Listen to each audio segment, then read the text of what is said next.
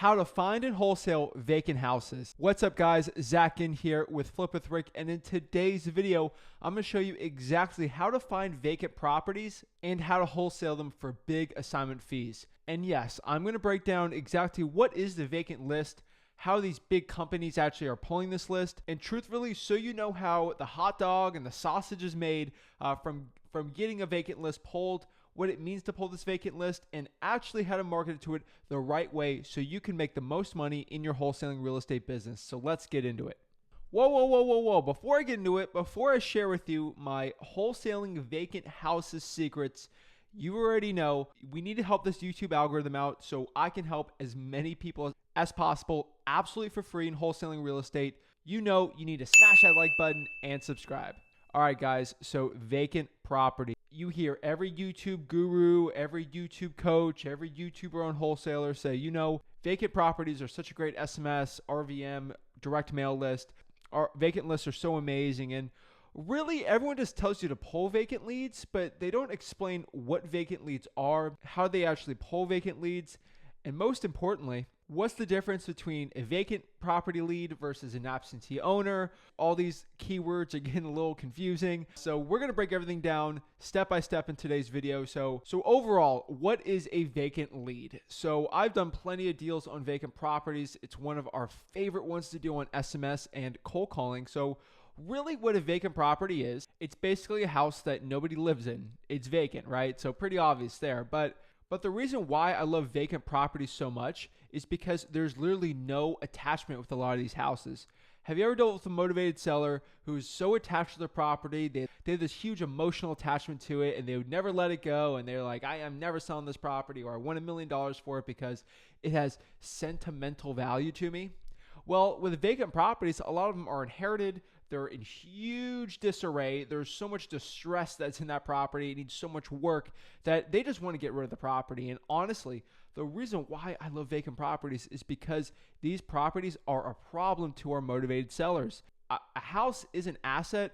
If you just don't take care of it, it becomes into a huge liability. So these properties are just eating away with taxes. They probably have code violations, and they're just eating into the owner's money in their pocketbooks that they just want to get rid of it. It's turned into a liability that they want to get rid of and have cash for it. Some of my best wholesaling real estate deals have always been from vacant properties. So let's explain how a vacant list goes on listrei.com or any other vacant property software. Usually what happens is the United States Postal Service sends out so much mail every single day, and if they stick a mail into a mailbox and no one gets the mail that day, not a big deal. Day two, there's some more mail in there, not a big deal, but really after 2 weeks, it's become very apparent that somebody might not be on vacation or nobody's in that property right now. And after 2 or 3 months, they put a green slip. That's what they do in Florida. I don't know anywhere else in the country, but they put a green slip on the mailbox. They say it's vacant. And basically that means, hey, we're wasting our time sending mail there. We're just going to, if you send a letter to this property, we're just going to send it back to you. It's vacant. No. That list is on the United States Postal Service. They have that secret list, and they have it compiled for them. The only way to really get it decades ago was maybe your wife worked for the United States Postal Service, or you had an in at the Postal Service to get it. And really, in recent times, the only way to also get that list straight from the United States Postal Service, trust me, if I get this list for absolutely for free, I would tell you. I mean, it would be amazing if I could, but you'd have to be a nonprofit or a charity to get that type of information from the United States Postal Service. What a nonprofit or charity wants to do with vacant property makes no sense to me, but that was the only way you could do it. And some services out there came out in the last couple of years actually pulling real vacant properties absolutely for cheap, for like a cent per record, and it's the best data out there. So that website really quick is listrei.com. That's what I'm going to be using to pull the vacant leads. Honestly, that's just the one I use. So if you have one, comment below which one you use. I'm more than happy to switch it up, but that's the one I use, listrei.com. And they basically, for about more or less a cent a lead, you can pull that, so they're pretty good, but really that's how you pull it. And they're amazing leads, they're great to go, but now we're getting a little confusing because you have a guru or a coach say, Zach, do an absentee owner list, or Zach, you know, what's the difference between a vacant and absentee owner? I don't know. So really, the difference between an absentee owner and a vacant, I can only use examples because that's the best way that I think I learn, and I think it's the best way a lot of other people learn. So an absentee owner might have a different mailing address. This might be a vacation rental, a rental property, and there's a lot more care going on to that property. So that basically means the owner's not living in that property. It could be a second or third home. Maybe it's a vacation home. I know there's a lot of New Yorkers out here in Florida that have homes like that, and they're a lot less motivated to sell the property. These properties are usually a lot nicer, and it's a bigger list. And they're not as niche as vacant properties. So the difference between that is vacant properties, there's basically no mail going to that property. So there's no mail, so no one's taking care of it. So if someone's mailing you a code violation, not going there. Generally, vacant properties have a lot less care into them. There's almost always a roof issue, an issue with the stucco crack or the sidewalk or the grass. Generally, just a lot more trashed. And overall, a lot of vacant properties turn into probates. What I mean by this is if someone passes away and the property gets transferred to Dylan here from Idaho, and he just gets inherited this property in Florida and he has no money to take care of it, that turns into a vacant property that is a liability for Dylan. And that's where we can go in and provide a cash solution. So how do I pull vacant leads? Let me show you really quick on listREI.com. Go back out here in Port St. Lucie, Florida. And what we're going to do here is we're going to filter and some more equity percentages in there. You really want to have a vacant property that has equity that's really not on the market. So clicking that vacant list there will be pretty good, but there's some more filters in there that'll make you a lot. So basically what we're going to do here next is we're going to go to vacant. We're going to click the vacant option here, which will get you that 1557.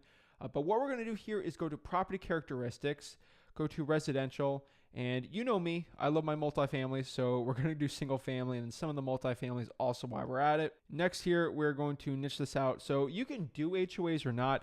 I prefer HOAs. That's just something I like. I wholesale plenty of properties in Port St. Lucie with HOAs, so I don't think it's a big deal. So go to MLS status here. We're going to click no. We don't want to wholesale properties on the MLS. That gets rid of like 500 of them. Pre-foreclosure, don't really care. Owner information. So I like to keep it at least 3 years of ownership. So the owner type, I like to keep it an individual and trust. Corporate owned properties, that could be a bank or something. So I don't really want to touch it too much. And then I don't like the corporate owned vacant properties. So I can go here to valuation equity. I don't want anything more than $300,000. Basically on equity, I just want to make sure there's at least 50% or equity or higher on the property. And that's basically it more or less. On like a high equity one, you want way more equity on there. But for a niche list like this at $599, that's pretty good. So that's the way I'd actually do it. So I'd pull that list on listREI.com, pull it, and start marketing. And basically that is it. That is how to pull vacant leads straight from listREI.com. Now it comes to marketing. There's 4 main marketing channels for vacant properties. That could be SMS text blasting. I recommend smszach.com. Get 500 free texts for $1. 2 here is cold calling. Cold calling is a great one. Just use the regular scripts we have. www.flipwithrick.com/cold call. Give you our free cold calling scripts. It works very well for vacants. Lastly, RVM. If RVM is legal in your state, I recommend vacants like crazy. You could do direct mail, but remember with direct mail, some of these vacant leads are going to be pulled back to you on the mailback, so be careful with that. That is straight up how to find and market and wholesale vacant properties for your real estate wholesaling business.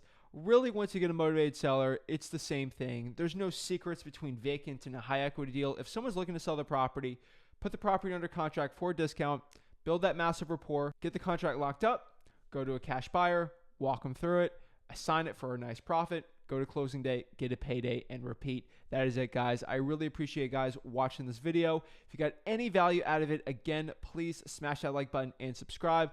Trying to help as many people as possible make $100,000 per year in real estate wholesaling without paying a dime to any of these coaches or gurus. I really appreciate your support. Thank you so much, and God bless.